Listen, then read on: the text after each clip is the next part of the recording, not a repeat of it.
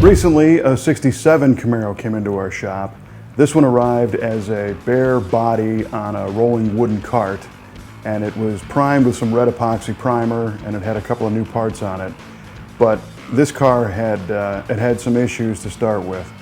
First of all, it had been completely stripped and some metal work had been done, but it looked like crash repair from long ago. The driver's side quarter panel was bashed in pretty good. The firewall had some damage and some rust areas. The dashboard had been repaired once before with a new dash panel, but the owner wasn't real happy with the way it was installed. So this one went up on our body jig and apart it came. Nathan dove in and started repairing all the steel in the car. It looked like the repair work was going to be a little bit more involved than just cutting off the old quarters and putting new ones on. We found that some of the inner structure on the driver's side and the rocker panel had been damaged. The car must have gotten T-boned at some point.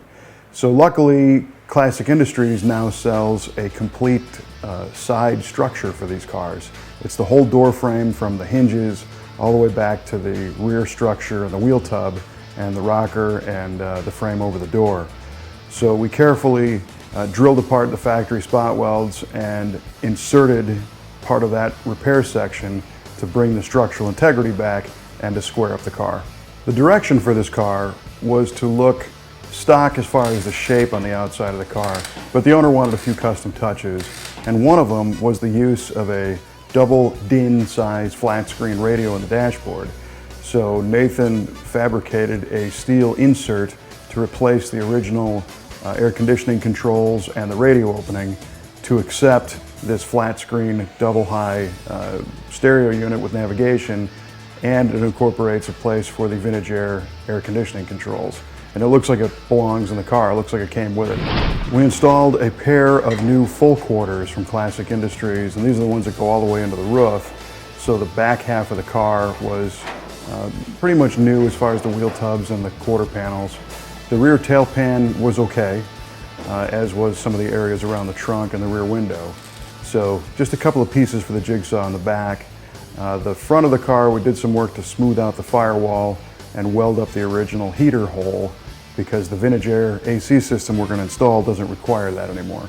And from there we just fixed some rust pinholes that were here and there in the body shell, put some new cowl box skins on to seal those up and get rid of the rust holes. And our body tub was ready to be stripped of the red oxide primer and coated with a black epoxy primer for better corrosion resistance. And now it could come off the jig and go onto its restored subframe. We put some new suspension components on that from Global West and started to do the test fit of the engine. This car is going to have an LS1 and a 6-speed manual trans.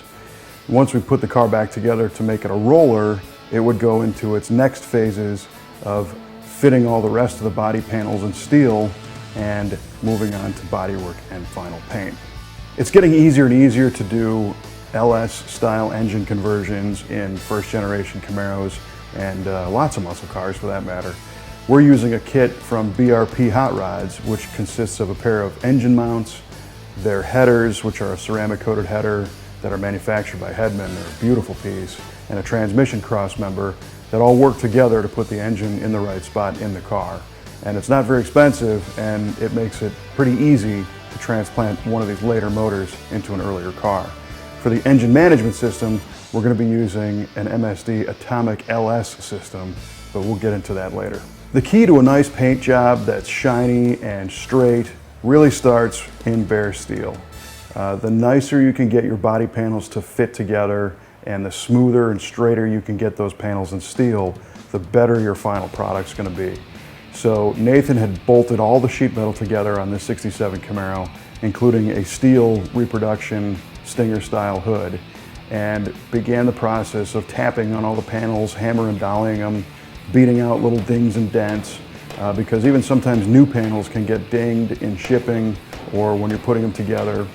And he did everything he could to refine the shape of the panels to make them as straight as they could be in bare steel. He also tweaked the door gap openings to make sure the panels were aligned properly. He rebuilt the hinges, and we put new striker pins in so that the doors open and close properly and stayed aligned. after the panels were all straight, it was time to start applying the body filler. Now, corrosion resistance is very important to us because you only want to go through this process once. You want to make sure your metal is clean to start with. We use a high quality epoxy primer to protect the bare steel. But what you'll notice is that as these panels are being sanded, you have what are called sand throughs. You see bare steel coming through that epoxy, and that opens up a window for potential corrosion.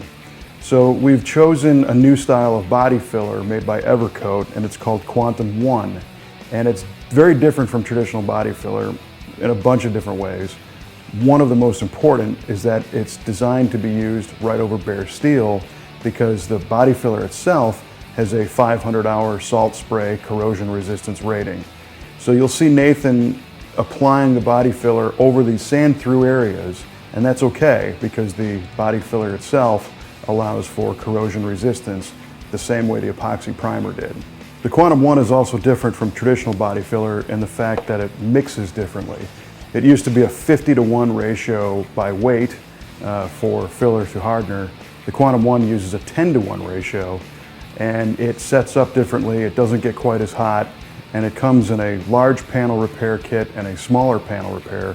And the larger panel repair allows you to spread a larger amount of filler at one time, making your work more productive. And once the filler is applied to the car and it starts to harden, the best way to manage this stuff is to start with a block and start block sanding it down.